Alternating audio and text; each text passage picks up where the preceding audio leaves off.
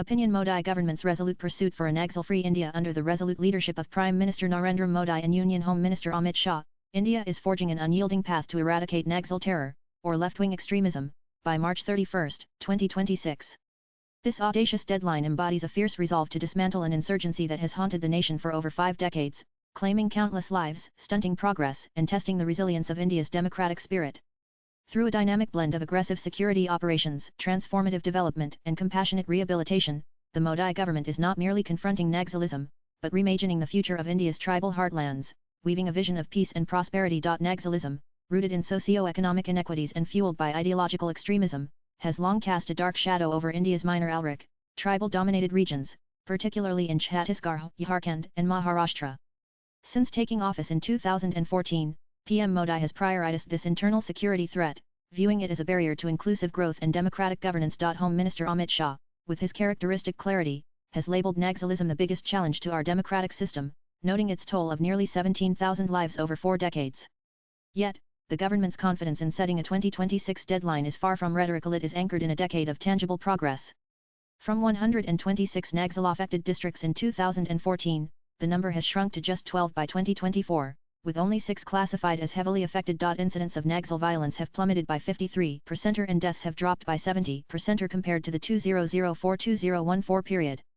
This remarkable decline underpins a strategy Amit Shah describes as ruthless yet humane, seamlessly blending decisive action against armed insurgents with heartfelt outreach to those ready to abandon violence, shrinking the Naxal footprint and kindling hope for lasting peace. The Modi government's approach is a masterful balance of strength and compassion, addressing both the symptoms and root causes of Naxalism through a holistic strategy. At its core lies a relentless campaign to neutralize armed Naxalites. Security forces, including the CRPF and state police, are equipped with modern assault rifles, advanced weaponry, and enhanced training, dominating LWE strongholds with precision. Over the past 5 years, 302 forward operating bases have been established, constricting Naxal operational space, while the Home Ministry's Air Wing, supported by 68 night landing helipads, ensures rapid deployment in remote terrains. A laser-focused effort to dismantle the Naxal leadership has neutralized 15 Politburo and Central Committee members, crippling its command structure. Yet, the government knows that force alone cannot uproot an insurgency born of despair. Naxalism thrives in the shadows of abject deprivation, and the Modi administration is countering this with a floodlight of development.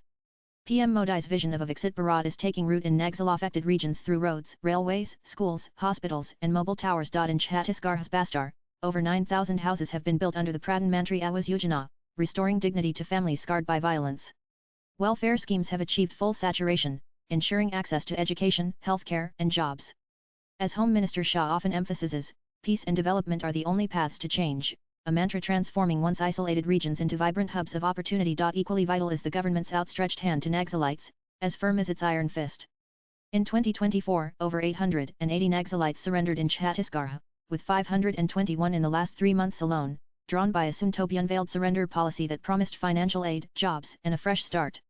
Stories like Jaimati Banjam, a former Naxal now serving in the District Reserve Guard, or Dhananjay, who aids security forces, illuminate the transformative power of rehabilitation. Home Minister Amit Shah's personal appeal surrender, and your rehabilitation is our responsibility carries weight, though he warns that those who cling to violence will face unrelenting action.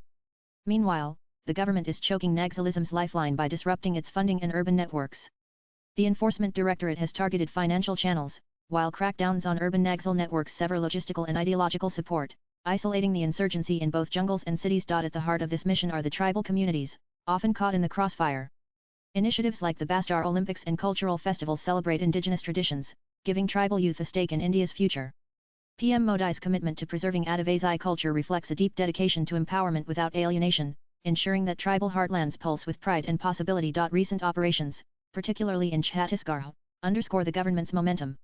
In February 2025, a massive operation in Bijapur felled 31 Maoists, recovering a cache of arms and explosives. March saw another Bijapur encounter claim 22 Naxalites, part of a broader sweep that neutralized 90 Naxals, arrested 104, and secured 164 surrenders in early 2025. On March 29, security forces struck again on the Sukmadanti-Oida border, eliminating 17 Naxalites and seizing automatic weapons. The pinnacle came on May 14, when a 2-1-day operation in the Karagata Hills along the Chhattisgarh-Telangana border wiped out 31 Naxalites without a single security casualty. Home Minister Amit Shah called it the biggest ever operation against Naxalism, noting that the tricolour now flies in a former bastion of Red Terror. These operations, totaling over 90 Naxalites neutralized in 2025, reflect the seamless synergy of intelligence, training, and resolve, with the Chhattisgarh Police, CRPF, and DRG earning Home Minister Amit Shah's praise for carving a path to peace. As the March 2026 deadline approaches, the government is intensifying its efforts. Amit Shah's regular reviews with chief ministers and security officials ensure seamless coordination, while PM Modi's visits to Naxal-affected regions radiate resolve. The message is clear: surrender for a better future, or face the full might of the state. By blending ruthless operations with compassionate outreach, the government is not only defeating Naxalism but winning the trust of communities long trapped in its shadow. Swipe left for next video. The mission to eradicate Naxalism by March 31, 2026, transcends a mere security goal. It is a promise of a stronger, safer, and more prosperous India. Prime Minister Modi and Home Minister Shah are crafting a future where tribal heartlands thrive with opportunity, not fear. Recent operations and transformative policies are the threads of this vision. As India edges closer to a Naxal-free dawn, the legacy of this resolute quest will stand as a testament to the importance of political willpower. Tuhin A. Sinha is a national spokesperson of BJP, besides being an author. Views expressed in the above piece are personal and solely those of the author. They do not necessarily reflect NEWS18's views. Latest blogs.